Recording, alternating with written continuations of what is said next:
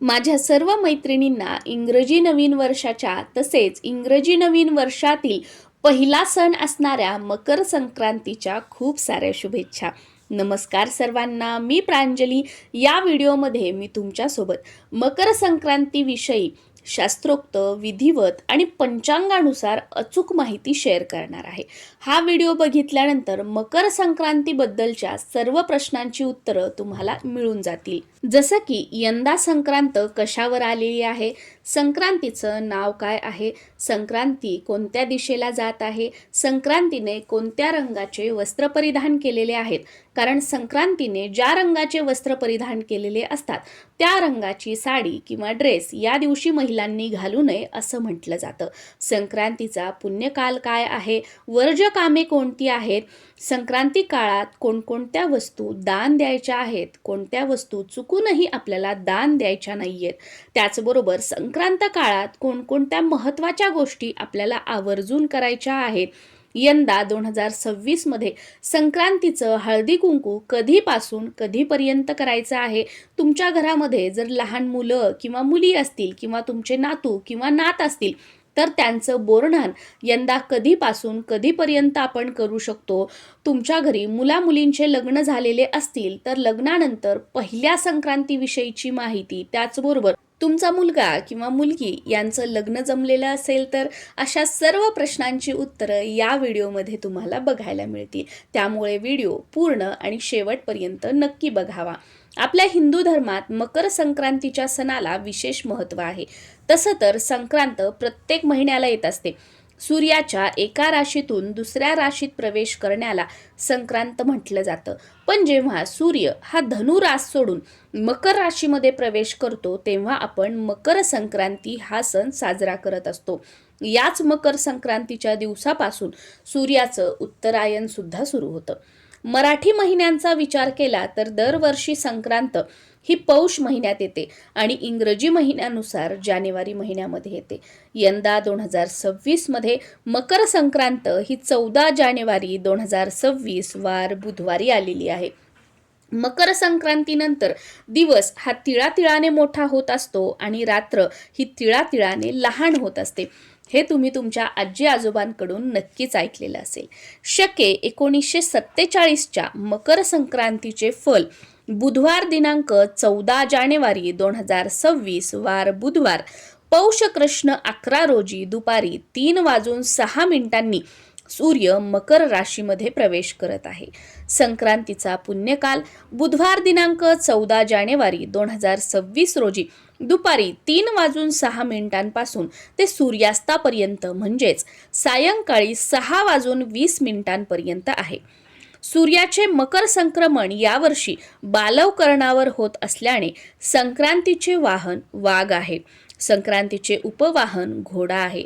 संक्रांतीने यंदा पिवळे वस्त्र परिधान केलेले आहे, त्यामुळे आपल्याला संक्रांतीच्या दिवशी पिवळे वस्त्र परिधान करायचे नाहीये.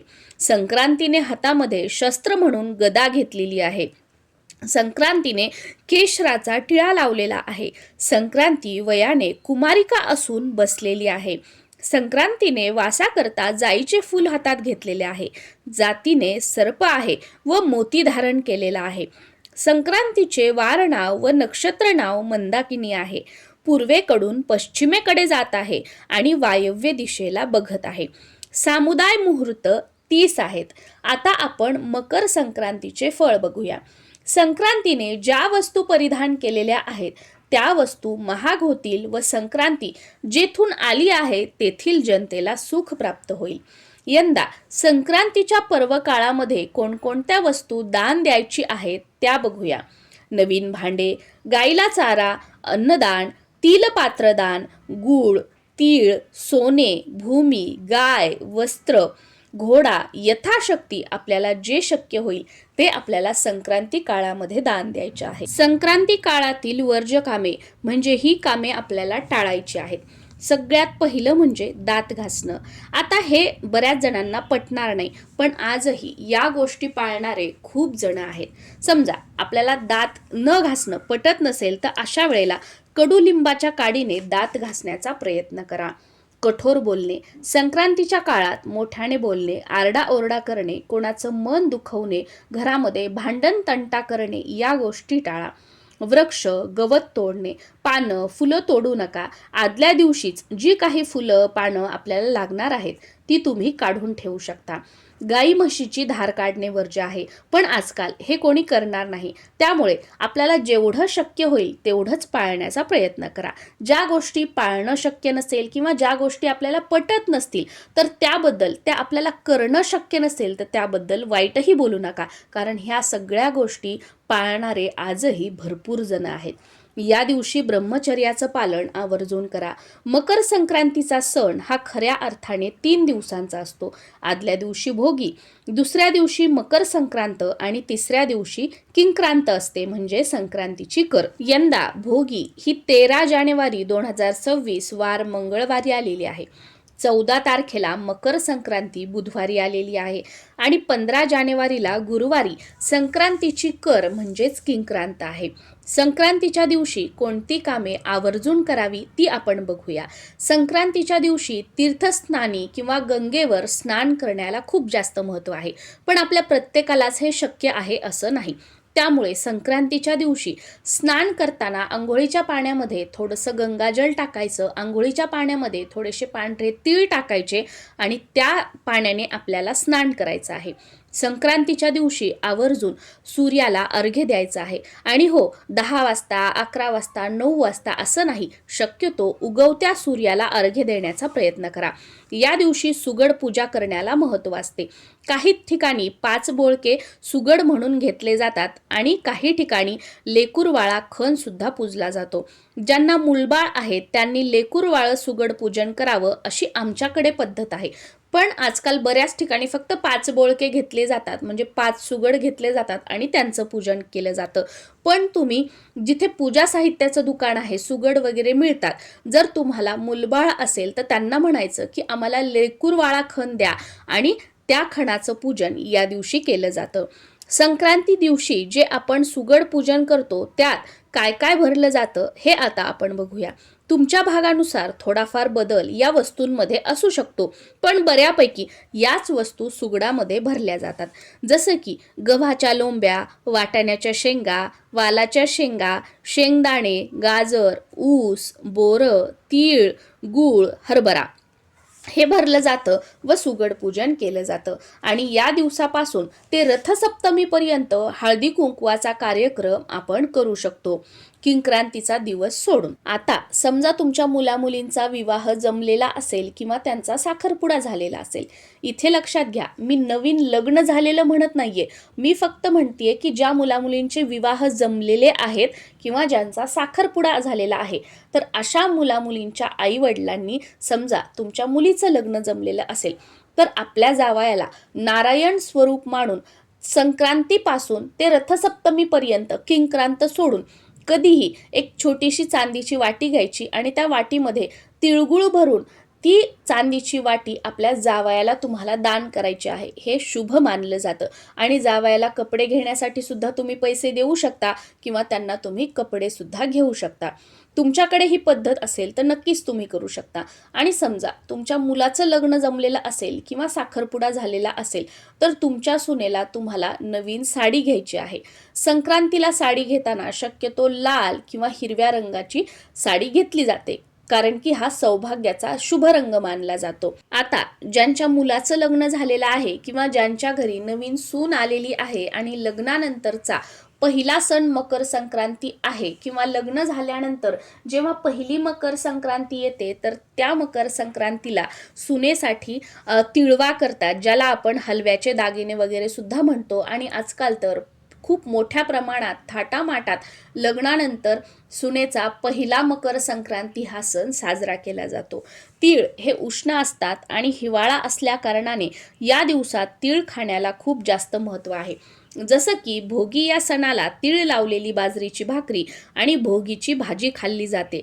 त्या भाजीमध्ये तीळ आवर्जून घातले जातात. तुमच्या घरात 5 किंवा 7 वर्षापर्यंतचे लहान मुलं किंवा मुली असतील, तुमची नातू, तुमची नात किंवा तुमचा मुलगा किंवा तुमची मुलगी, तर त्यांना संक्रांतीपासून ते रथसप्तमीपर्यंत कोणत्याही दिवशी तुम्ही बोरन्हाण घालू शकता. आता मकर संक्रांतीविषयी सर्वात इंटरेस्टिंग माहिती तुमच्यासोबत शेअर करते. आपण बघा, इतर कोणताही सणवार असू द्या, शुभ कार्य असू द्या, मंगल कार्य असू द्या, त्या कोणत्याही सणाला किंवा कार्याला आपण काळ्या रंगाची साडी घालत नाही किंवा काळ्या रंगाचे वस्त्र अशुभ मानले जातात. पण मकर संक्रांती म्हटलं की काळ्या रंगाची साडी घेण्याला महिलांचा उत्साह असतो आणि काळ्या रंगाची साडी मकर संक्रांतीला महिला आवर्जून घालतात. आता सगळेजण म्हणतात संक्रांतीला काळ्या रंगाची साडी घालायची म्हणून तुम्ही घालता. पण तुम्हाला हे माहीत आहे का की मकर संक्रांतीला काळ्या रंगाची साडी का घातली जाते? माहीत असेल तर खूप छान, आणि माहीत नसेल तर माहिती करून घ्या. असं म्हणतात की जेव्हा सूर्य हा मकर राशीमध्ये प्रवेश करत होता तेव्हा त्याची पत्नी छाया म्हणजेच सावली हिने काळ्या रंगाचे वस्त्र परिधान केले होते आणि म्हणूनच तेव्हापासून मकर संक्रांतीला काळ्या रंगाची साडी नेसण्याला जास्त महत्त्व प्राप्त झालं. मग आवर्जून तुमच्याकडे काळ्या रंगाची साडी असेल तर मकर संक्रांतीला यंदा नक्की घाला, आणि नसेल, तुम्ही हौशी असाल तर नक्कीच काळ्या रंगाची साडी खरेदी करून तुम्ही मकर संक्रांतीला घालू शकता. संक्रांती सणाला बांगड्यांचं सुद्धा खूप जास्त महत्त्व आहे. महिला इतर वेळी काचेच्या बांगड्या वगैरे भरणार नाहीत, पण संक्रांती सण म्हटलं की बांगड्याच्या दुकानामध्ये जाऊन महिला आवर्जून बांगड्या भरतात, त्याही काचेच्या. आणि शक्यतो संक्रांती सण म्हटलं की हिरव्या रंगाच्या काचेच्या बांगड्या घालण्याला खूप जास्त महत्त्व आहे. बरेच जण लाल रंगाच्या वगैरे पण घालतात, किंवा तुम्हाला ज्या रंगाच्या बांगड्या आवडतात त्या रंगाच्या बांगड्या तुम्ही घालू शकता. पण शक्यतो काचेच्या बांगड्या घालण्याला खूप जास्त महत्त्व असतं. आणि बांगड्या भरताना एका गोष्टीकडे लक्ष द्या की ते म्हणजे बांगडी ही टिचलेली नसावी. टिचलेली बांगडी हातामध्ये घालू नये असं म्हटलं जातं.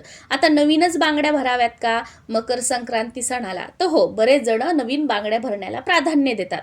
पण तुम्हाला ते शक्य नसेल तर तुमच्या घरामध्ये ज्या काही हिरव्या रंगाच्या, लाल रंगाच्या काचेच्या बांगड्या असतील त्या सुद्धा तुम्ही घालू शकता, फक्त त्या टिचलेल्या नसाव्यात. बांगड्या भरताना कोणत्याही एका हातामध्ये एक बांगडी जास्तीची घालायची असते. जर तुम्ही बांगड्याच्या दुकानामध्ये गेलात तर त्या मावशी किंवा ते दादा तुम्हाला एका हातामध्ये जास्तीची एक बांगडी घालतातच.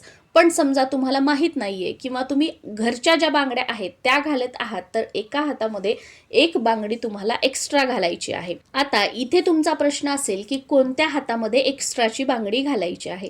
तर प्रत्येक भागानुसार, शहरानुसार ही वेगवेगळी पद्धत आहे.